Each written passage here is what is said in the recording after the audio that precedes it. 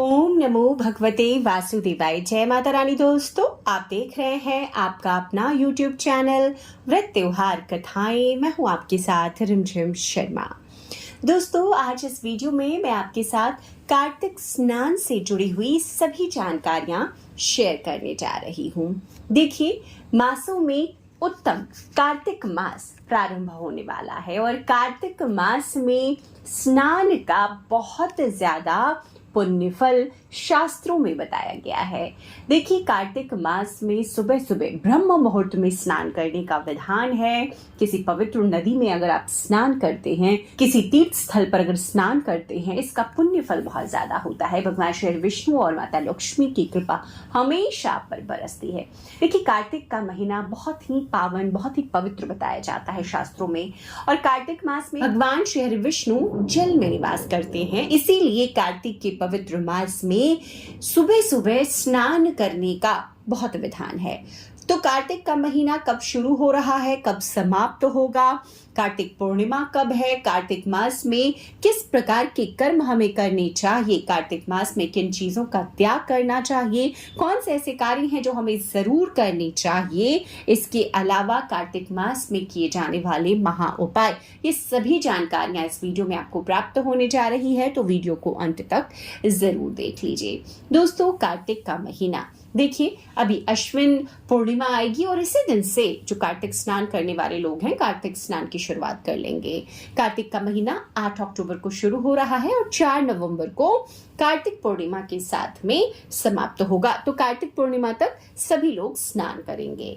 देखिए, जैसा मैंने बताया कि श्री हरि विष्णु जल में वास करते हैं, तो पूरे कार्तिक मास में सुबह सुबह ब्रह्म मुहूर्त में हम कहीं भी, किसी भी जलाशय, किसी भी पवित्र नदी में, या फिर हम अपने घर में ही थोड़ा सा गंगा जल, किसी पवित्र नदी का जल मिलाकर के स्नान करते हैं तो बहुत पुण्य फल हमें प्राप्त होता है। कार्तिक स्नान के देखिए कुछ नियम हैं। अब मैं आपको बता देती हूँ। देखिए, कार्तिक स्नान जो भी करते हैं तो प्रथम दिवस पर आपको संकल्प ले लेना है और आखिरी दिन तक आपको कार्तिक स्नान करना है। दोस्तों, कार्तिक स्नान करने के लिए जो एक समय अवधि होती है वो नियत समय अवधि में आप करें। मतलब सुबह अगर आप 4:30 से 5 के बीच स्नान किया है तो कोशिश करें कि रोजाना इसी समय स्नान करें और इसके बाद में भगवान श्री विष्णु का, माता लक्ष्मी का और जो भी आपके आराध्य हैं, इष्ट हैं, उनका पूजन करें। कार्तिक मास में तुलसी सेवा आपको विशेषकर जरूर करनी है, तो ध्यान रखेंगे। कार्तिक मास में जिस प्रकार से गंगा स्नान या किसी पवित्र तीर्थ स्थल के स्नान का महत्व है, उसी प्रकार तुलसी सेवा का महत्व है। इससे श्री विष्णु बहुत प्रसन्न होते हैं। दोस्तों, अब कार्तिक मास में जो स्कंद पुराण में वर्णित नियम है उसमें ये बताया गया है कि कुछ चीजों का आपको त्याग करना चाहिए। तो कौन सी वो चीजें हैं? देखिए, खाने पीने में आपको लौकी का त्याग करना चाहिए, सब्जियों में गाजर, बैंगन, दालों में मसूर की दाल आप त्याग कर दें। बासी भोजन पूरे कार्तिक मास में नहीं करना है। लहसुन प्याज तो दूर दूर तक, देखिए, घर में भी लोग नहीं लाते हैं। मांस मदिरा तो भूल ही जाइए। जो लोग कार्तिक मास में नियमों का पालन करते हैं उनके लिए, और जो नहीं करते उनके लिए भी कम से कम इस तरह की चीजें जो तामसिक की श्रेणी में आती है उसको आपको अवॉइड करना चाहिए। कार्तिक मास में देखिए, कांसे के बर्तन का उपयोग नहीं करना चाहिए। तो भोजन आदि अगर आपके घर में कोई कांसे का बर्तन है तो आप अवॉइड कर दीजिए, त्याग कर दीजिए उसका। देखिए, कार्तिक मास में जैसे कि आप कहीं जा रहे हैं, आ रहे हैं तो ठीक है, लेकिन किसी भी कोशिश करना, अगर स्नान करें तो बाहरी किसी के यहाँ के भोजन ना करें, कहीं बाहर में भोजन ना करें, क्योंकि देखिए शुद्धता का सवाल होता है। कार्तिक मास में देखिए, कोई श्राद्ध कर्म में अगर आप गए भी हैं तो वहां का अन्न आपको त्याग करना चाहिए, नहीं करना चाहिए। कार्तिक मास में देखिए, दिन में सोना वर्जित बताया गया है। कार्तिक मास में देखिए, जमीन पर सोना बहुत उत्तम बताया गया है। देखिए, कई ऐसे नियम है जिसको आप मान सकते हैं और कई नियमों को नहीं माना जा सकता। जो समय है, जो परिदृश्य है, उस हिसाब से। तो कुल मिलाकर के ऐसे नियम जो आप मान सकते हैं, कम से कम उनको तो जरूर मानिए।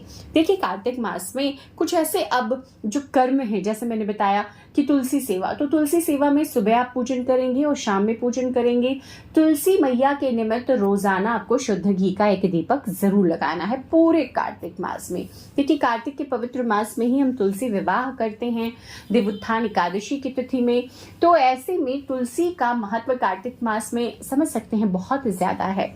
दोस्तों, कार्तिक के महीने में ही भगवान श्री हरि विष्णु अपने जो शयन है, 4 महीनों की जो योग निद्रा है उससे जागते हैं।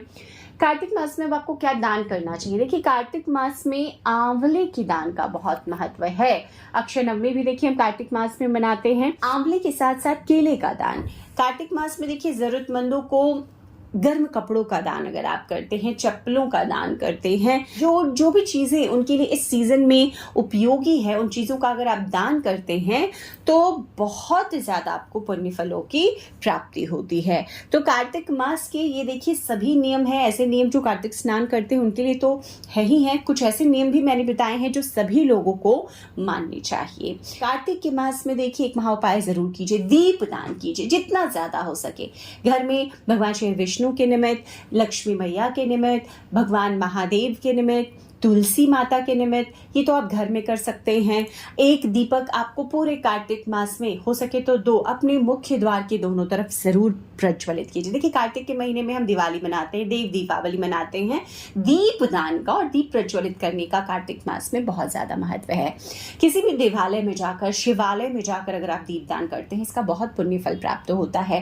कार्तिक मास में किसी नदी किनारे दीप दान करते हैं, इसका बहुत पुण्य फल होता है। तो ये ऐसे दीप दान है। आंवले के वृक्ष के नीचे दीपदान करते हैं, पीपल के पेड़ के नीचे दीपदान करते हैं, इसका पुण्य फल आपको कई गुना मिलता है। तो कार्तिक के महीने में ये सभी कर्म जरूर कीजिए। उम्मीद करती हूँ वीडियो में दी गई सभी जानकारियां आपके लिए उपयोग होंगी। और जो पसंद आए तो लाइक कीजिएगा, ज्यादा से ज्यादा लोगों तक शेयर जरूर कर दीजिए। और चैनल पर पहली बार आए हैं तो इसी तरह की जानकारियों के लिए चैनल को कृपया कर सब्सक्राइब कर लें। वीडियो देखने के लिए बहुत बहुत शुक्रिया। जय माता रानी, हर हर महादेव।